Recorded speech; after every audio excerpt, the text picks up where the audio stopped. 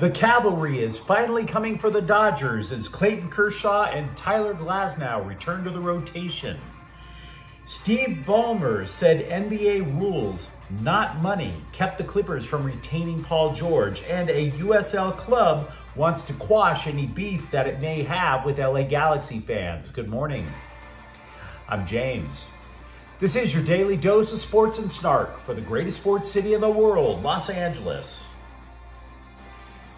This is the faithful Angelenos morning report.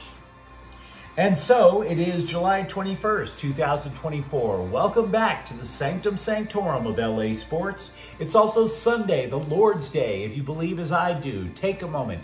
Thank God for the blessings that you have in your life, like LA sports. And if you like being in the know about LA sports, clickety-clack the like button. Clickety-clack the subscribe button. There's a notification bell. Hit that. It lets you know when we drop new content. Sharing is caring. Let people know we exist. And by all means, comment, because we've got lots to get to. Before we go through the news and notes, a look at the scoreboard. Kike Hernandez and Gavin Lux both hit home runs, but Will Smith drove in the game winner with a walk-off single in the 11th inning. Dodgers 7, Boston 6. Meanwhile, the Galaxy keep their grip on first place in the MLS Western Conference with a 3-2 victory over Portland. The big three came through for the Galaxy: Gabriel Peck, Ricky Puig, Joseph Paintsil. Dennis Bouanga tallied a brace, and LAFC went up to Seattle and slapped the Sounders silly 3-0. And Angel City FC defeated Club America 2-1. In the Liga MX Summer Cup, whatever that is, Sidney LaRue scored the game winner in the 89th minute. Meanwhile, today, Boston is at the Dodgers at 4 o'clock. James Paxton is 7-2 with a 4.38 ERA. Cutter with a K. Cutter Crawford is 6-7 with a 3.04 ERA. And let's get to the news, because at long last, off in the horizon, there's a cloud of dust. And with said cloud of dust comes an emotion that the Dodgers have not felt for a long time. Hope. Even in first place, there was this sense of dread every time you would look out into the bullpen and wonder who the hell was warming up for the day. But two Dodger starters are going to return to the rotation this week, according to manager Dave Roberts. Tyler Glasnow is allegedly starting Wednesday after a brief run on the injured list, while surefire Hall of Famer Clayton Kershaw will make his 2024 debut on Thursday. Both starters are pitching against the Giants.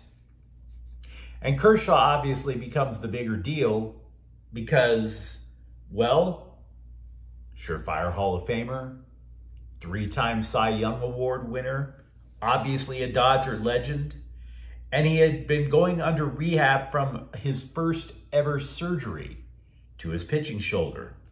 Now, the return has been turbulent at best. They still hit their goal. The Dodgers wanted Kershaw to return sometime around the All-Star break. You'd want to say the mission is accomplished. But was it really? They had to stop his rehab program due to soreness in the shoulder. And his last start for AAA Oklahoma City, the dude allowed 3 runs in 4 innings. Now, having said that, Kershaw says he's ready.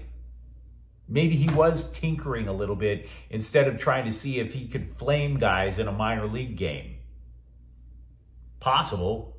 Very possible. Meanwhile, Glasnow missed time due to tightness in his back. It wasn't considered serious, but he's always been considered a guy that you can't rely on for the whole season. Anytime Glasnow has any sort of medical ailment, it's going to be considered serious. The most innings the dude had ever pitched in his season was 120. This year, he's already at 109. So even if the guy is clipping his toenails and he accidentally draws some blood, there's going to be a cold shiver running down your spine.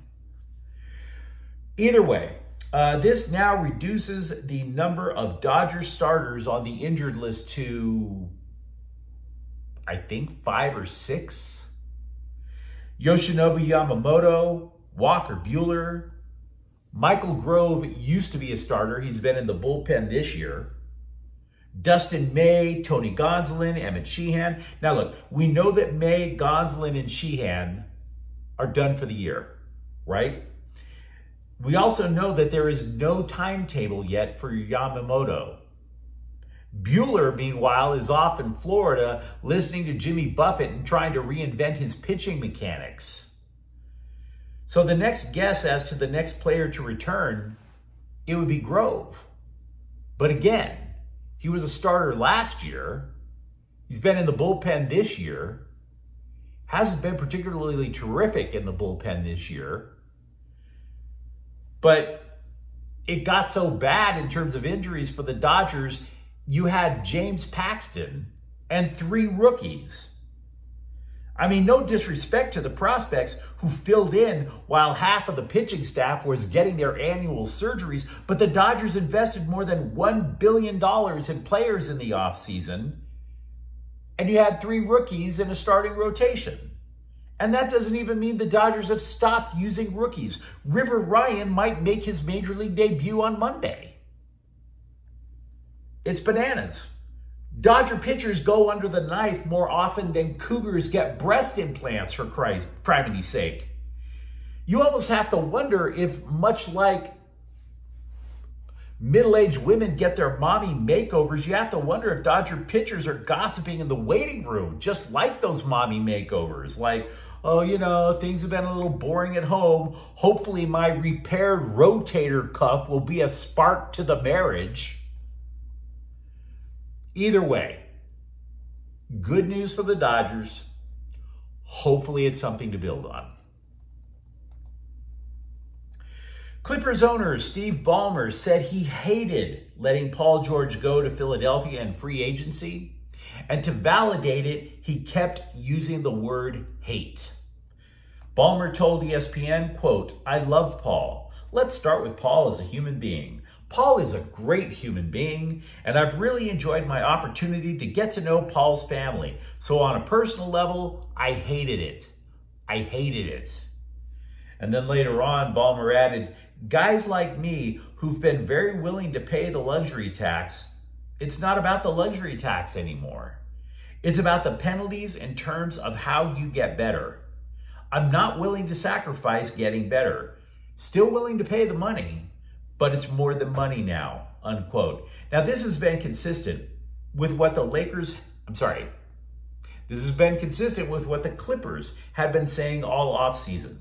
That Ballmer, who is currently ranked by Fortune magazine as the world's 6th wealthiest man, Ballmer would have been happy to cut a max check to George. But to do so would have kept the Clippers far over the evil second apron of the current NBA salary cap structure. George, meanwhile, said the Clippers didn't even offer him what they signed Kawhi Leonard for. There's dispute amongst that, but we weren't in that negotiating process, so I can't say what the fact is. Meanwhile, Ballmer said he expects the Clippers to contend. Good luck with that. Without George in the fold, the Clippers have gone all defense in their trying to rebuild on the fly. The rationale for it, Ballmer said that the Clippers were following the model set by the Dallas Mavericks, who surrounded Luka Doncic and Kyrie Irving with a bunch of defensive-minded players and got to the NBA Finals. Where, of course, they got smoked by Boston, but at least they reached the NBA Finals. Last year, I joined a few people and I invested in Orange County Soccer Club, which is a professional sports team over in the USL. And obviously that's an ego stroke. When you're not a professional athlete, hell, when you can barely run a lap around a track without clutching your chest and looking for paddles, why not pop your collar to your friends and say that you're a part owner of a team, right? So I go to see Orange County SC last night. It was a lovely evening. There was champagne. We were paraded around on the pitch like a bunch of show ponies. That's all right.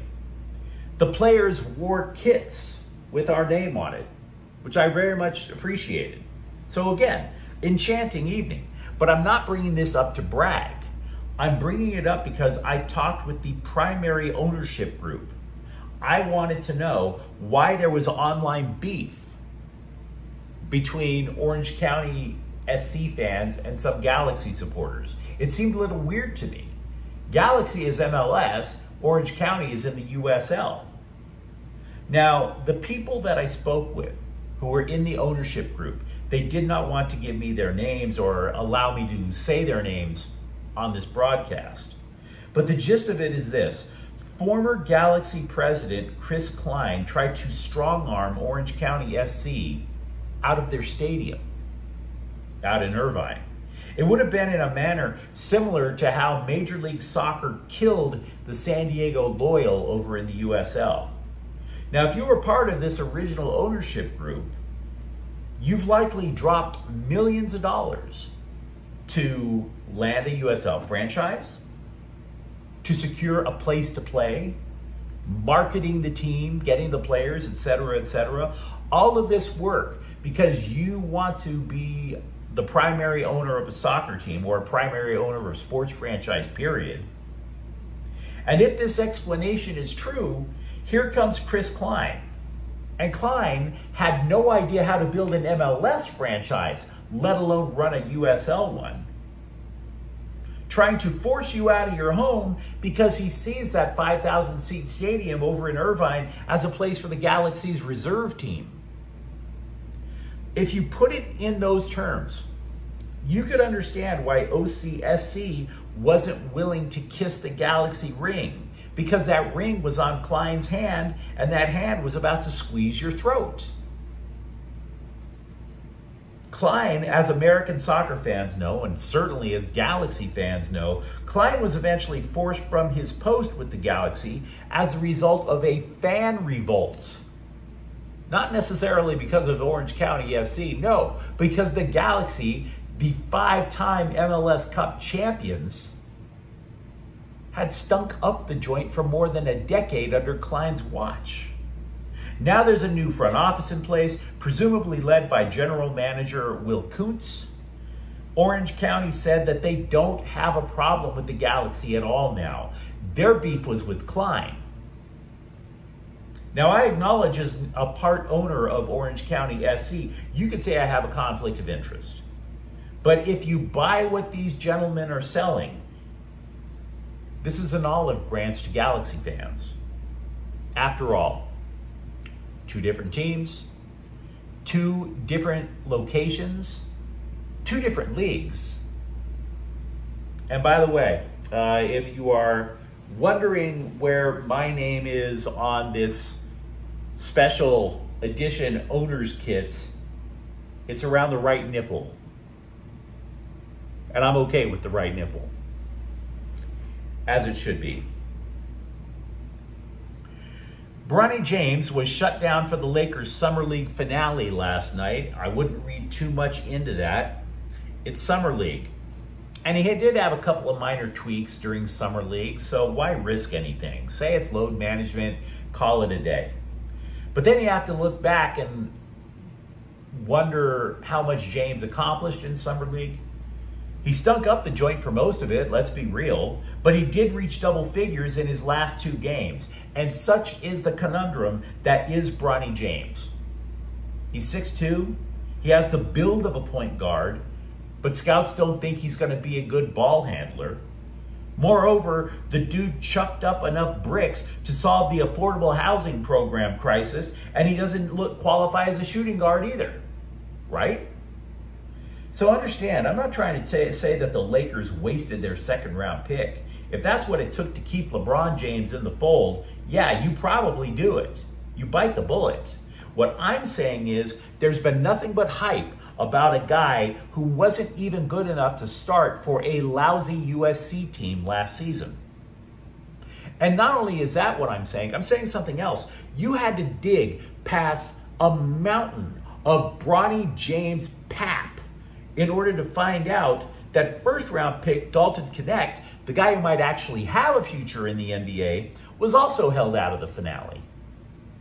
Even the Associated Press, which is the go-to for basic news in the media industry, did not bother to mention Knecht at all because the writer was all in on Bronny James. Knecht scored at least 20 points in 3 Summer League games. He scored double figures in every Summer League game that he played in. Now, he was held out for load management as well. Also, the LA Times is reporting that the Lakers have poached assistant coach Bo Levesque from the Clippers. 24/7 Sports is reporting that running back Anthony Frias is transferring to UCLA from Kansas State. But to be honest, this isn't going to be a needle mover. He only rushed for 42 yards for the Wildcats last year. I realize I've been on a one-man crusade here, but we have no idea how the rehab for Sparks rookie Cameron Brink is going because these simp sports writers continue to drop hints that they want her number. The closest thing I can tell you about Brink's recovery from surgery to the anterior cruciate ligament of her knee is that she's wearing heels again. Well done, journalists. Well done, scribes, because that tells me absolutely nothing. I've only worn heels once in my life, and that's because I lived in Hollywood. Am I right, people? Am I right?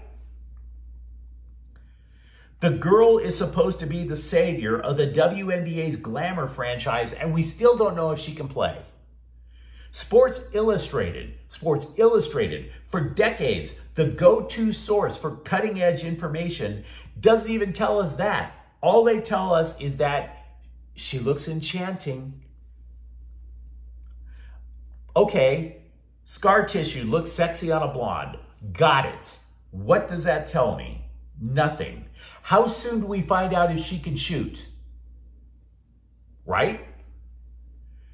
Because she was the 2nd overall pick in the WNBA draft, and there were games where she didn't even score a single point. So once again, I have to point out the obvious.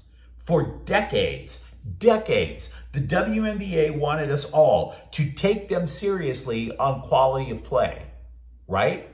Now, the WNBA appears to have embraced what they previously considered misogynist.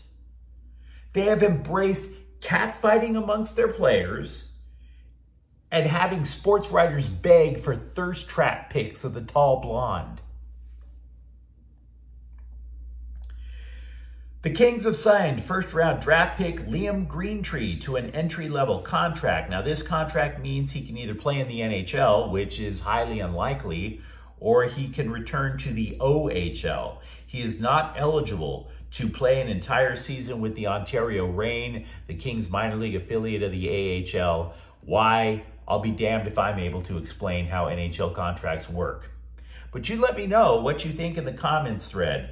Are you starting to see the clouds part and the sun shine down on the Dodgers pitching staff? Do you believe Steve Ballmer's side of the story as to why Paul George is no longer a Clipper? And if you enjoyed the content, don't forget to subscribe to Faithful Angelenos. We're talking LA sports every single day here. Thank you for watching. I'm James. We'll be back tomorrow. Faithful Angelenos is a Kian Corte El Queso production. Take care.